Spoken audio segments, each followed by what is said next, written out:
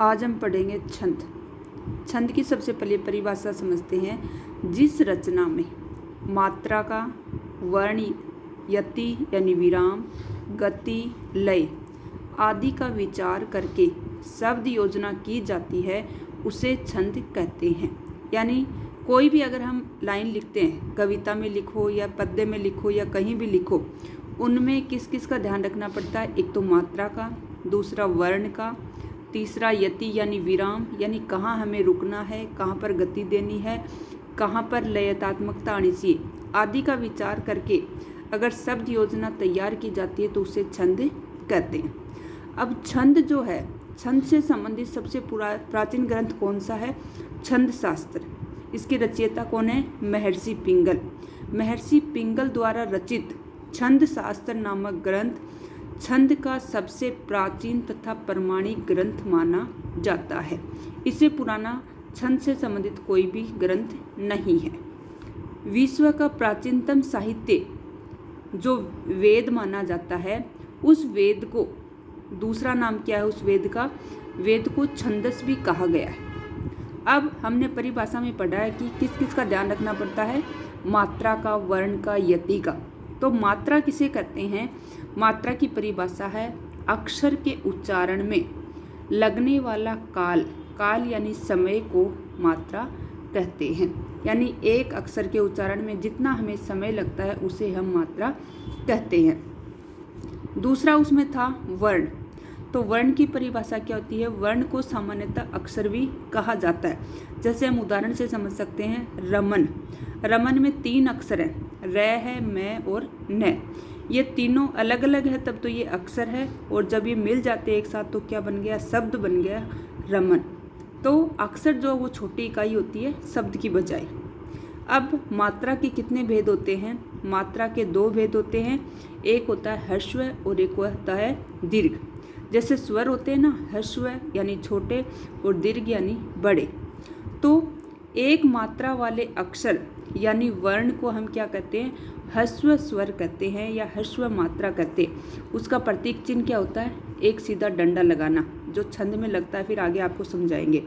दीर्घ में 2 मात्राएं होती हैं, यानी जिसके ऊपर अगर ये मात्रा लगी होती है एस की, इसका मतलब वो दीर्घ मात्रा है, और जब हम गिनते हैं तो उसकी 2 मात्राएं गिनेंगे और इस लघु की हम 1 मात्रा गिनेंगे। अब ह्रस्व मात्राएं कौन कौन सी होंगी? अ, ई, उ और री। ये जो मात्राएं हैं वो किस में आएंगी? ह्रस्व मात्राएं में आएंगी या लघु मात्राएं में आएंगी। और इसके अलावा जितने भी हैं आ, ई, उ, री, ए, ऐ, ओ, औ, अं, अह, ये जितनी भी मात्राएं हैं वो सारी दीर्घ के अंतर्गत गिनी जाएंगी। दीर्घ का मतलब है 2 मात्राएं गिनना और ह्रस्व का मतलब है 1 मात्रा गिनना। जब हम छंद के अंदर मात्राएं गिनेंगे तब का ध्यान है। अब छंद के कितने भेद होते हैं? छंद के 2 भेद होते हैं। एक होता है मात्रिक छंद और दूसरा होता है वर्णिक छंद।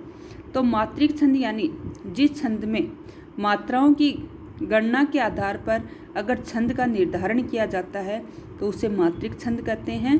और वर्णिक छंद यानी जिसमें वर्णों की संख्या के आधार पर अगर छंद का निर्धारण किया जाता है तो उसे वर्णिक छंद कहते हैं। ह्रस्व स्वर जो होता है उसका प्रतीक चिन्ह 1 होगा और दीर्घ स्वर का एस होगा, यानी इसकी 2 मात्राएं गिनेंगे और इसकी 1 मात्रा गिनेंगे। अब मात्रिक छंद है, उसके कितने भेद होते हैं? मात्रिक छंद के 3 प्रकार के होते हैं। एक होता है सममात्रिक छंद, दूसरा अर्ध सममात्रिक छंद और तीसरा है विषम मात्रिक छंद। अब सममात्रिक जैसे नाम से ही पता है, सम यानी समान मात्राएं होती है। जिस छंद के सभी चरणों में अगर मात्राएं समान होती हैं, एक जैसी बराबर होती हैं, तो उसे कहते हैं सममात्रिक छंद।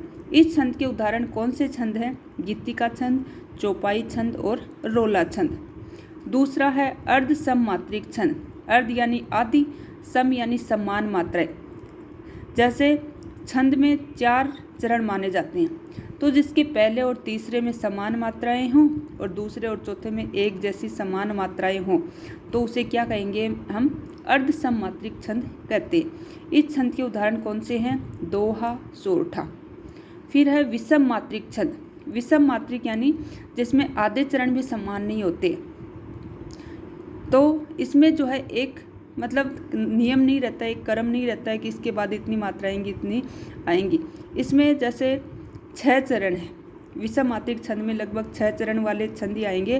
तो 6 चरण है तो उसमें ऊपर वाले 4 छंदों में एक जैसी मात्राएं हो जाएंगी, नीचे वाले 2 में एक जैसी, या फिर ऊपर वाले 2 में एक जैसी और नीचे वाले 4 में एक जैसी मात्राएं।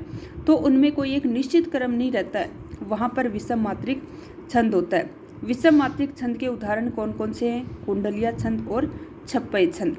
तो ये आपका छंद परिचय पूरा हुआ।